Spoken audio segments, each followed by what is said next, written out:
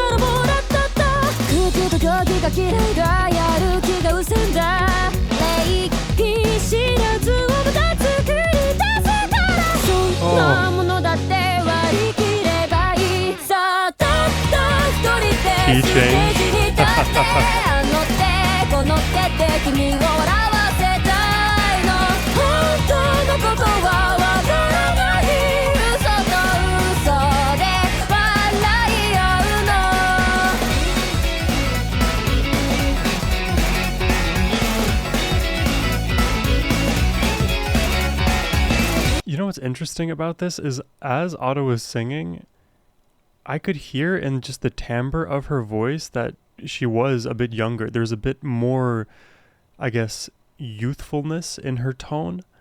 I don't know if that's if that's like me knowing that she's 17 and just now assuming that her voice sounds younger, or literally her voice sounds younger. Basically, I don't know if this is confirmation bias or not. I don't think it is. I think if we literally listen to the quality of her singing, it feels more youthful.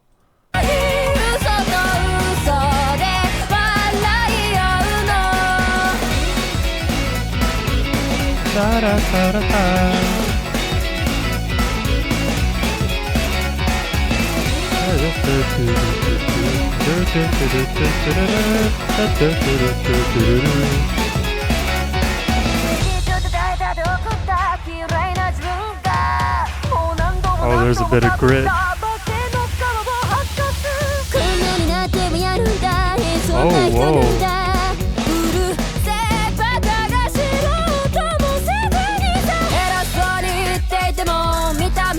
Oh, wow. Complete vibe changes.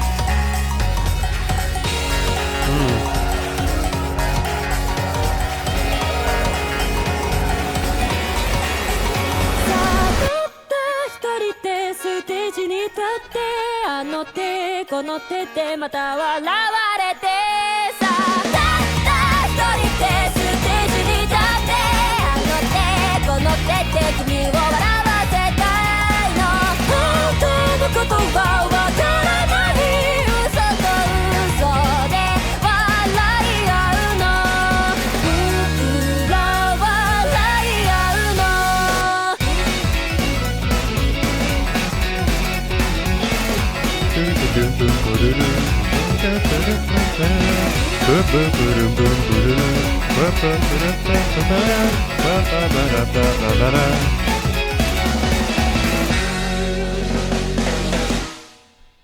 know, that is a very like interesting bubbly melody that we hear start the song, we hear end the song, and I believe we heard once in the middle. Maybe there was another time we heard it, but there were at least three occurrences of that melody.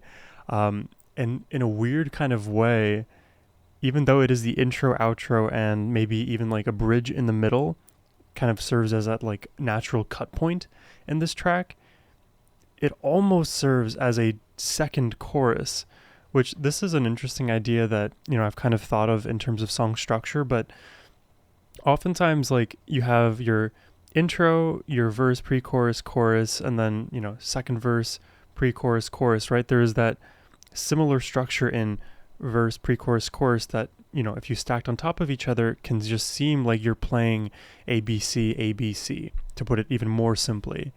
And then why is it called pre-chorus and then chorus? Could it not also just be chorus A, chorus B, chorus C, then chorus A, chorus B, chorus C? And presumably, let's say the verses are, you know, they use different lyrics, so they can't necessarily be called a chorus. Then we can just say verse 1, chorus A, chorus B. Verse 2, chorus A, chorus B. And in this song, it seems like chorus A is the instrumental, like bubbly melody we hear, and chorus B comes from Otto herself and her vocal melody. Just like an interesting thought. And also, part of listening to this song and also just recognizing her age, again, makes me think of how impressive it is for musicians, vocalists, Otto, to sing Vocaloids. Because I never knew what they were, you know, many months ago when I first discovered Otto. It was a shock to me to hear music this dynamic, this quick moving, and to translate that into vocals, it almost seems impossible, because I think a lot of the messaging that I heard in the general musical ether from vocal coaches or people concerned about human voice is that the human voice, unless you super train it to become very agile and allow you to like switch between your chest voice and head voice and lower registers, higher registers, different tones, and these very quick manipulations can be first and foremost dangerous to do, but also sometimes so fatiguing that practically it's not possible. That's why hearing Otto do everything at the speed at which she does it, with the proper intensity in the moments, the lightness in others, on pitch, without ever running out of breath, without seemingly damaging her vocal cords, it has to be said, it is so technically impressive what she's able to do. And given how technically proficient she is at every part of a Vocaloid, it makes the performance stand out, and she can then add further emotion into it all. I guess this is just my long-winded way of saying we really don't know how good we have it when we get to listen to Otto sing. She is world-class, undeniably so. So that was Faking of Comedy. Let's check out the next song here, Shikabanese. Still have no idea if I'm pronouncing that right.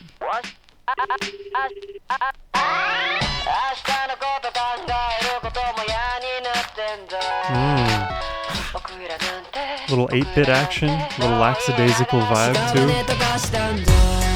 Oh ho ho ho.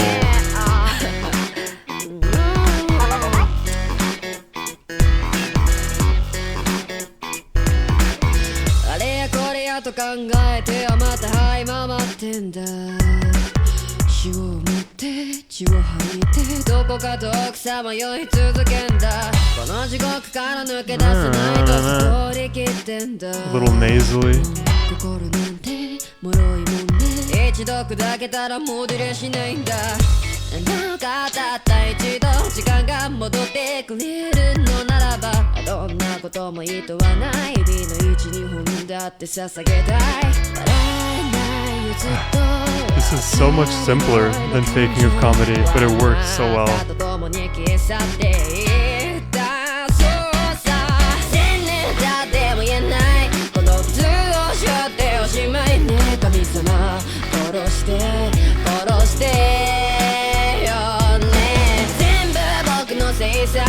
同じように戻せはしない最後にまた笑って笑ってよ僕に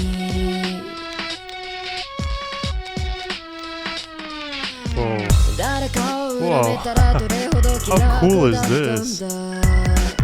故に元気自分を罰せ健康な心食い殺すんだ自分の醜さにほとほと呆れてしまったんだ目をつぶして耳を聞いてそれでも声は消えてくれないのさ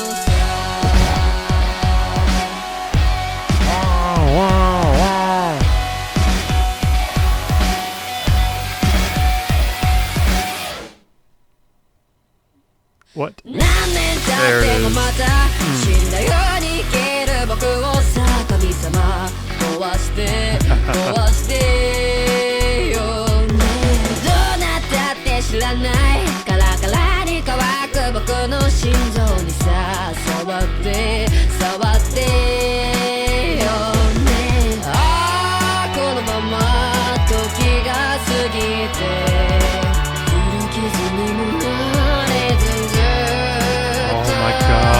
Oh my god. I love the melody and these little leading tones.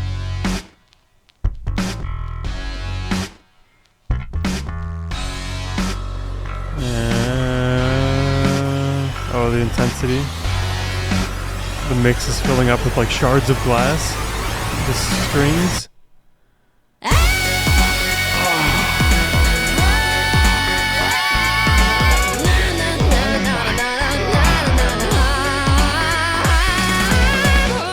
なんて見せない美しい僕らのままさ神様壊して壊してよね Oh my goodness. 千年経っても言えないこの手をしちゃっておしまいね神様殺して殺してよね全部僕のせいさ同じように戻せはしない最後にまた笑って笑ってよ僕に A little record scratch.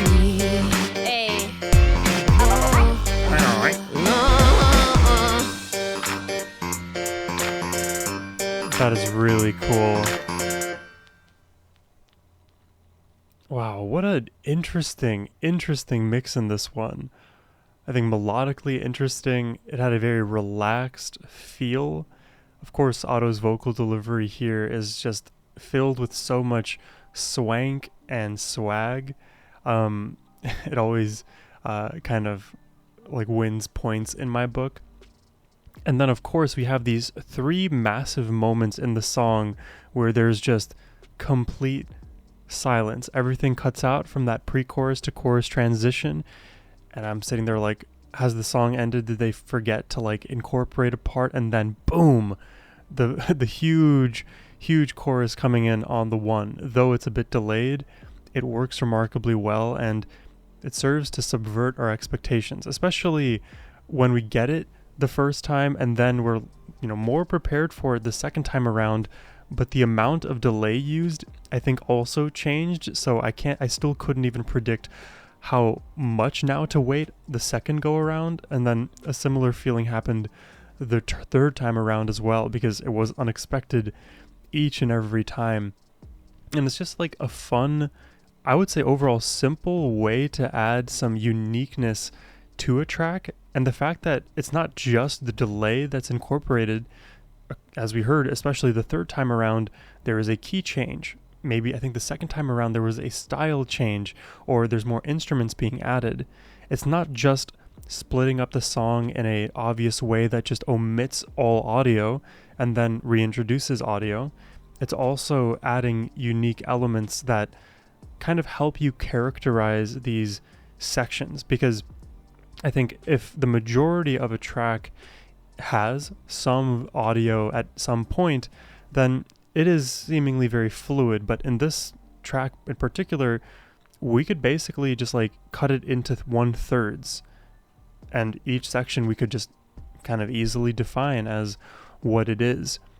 But the thing is, the value of just completely separating the song into 1/3 is a little bit undersold, because we can actually identify how these sections are different from one another and paint that story. It's almost like one of those, if you've ever seen like movies where there are these massive wooden bridges with a bunch of the planks, these like rope bridges that extend between two extremely large mountains, and then the ropes are kind of there. Imagine like each of the mountains being a section of the song, and the rope being like the space between the songs.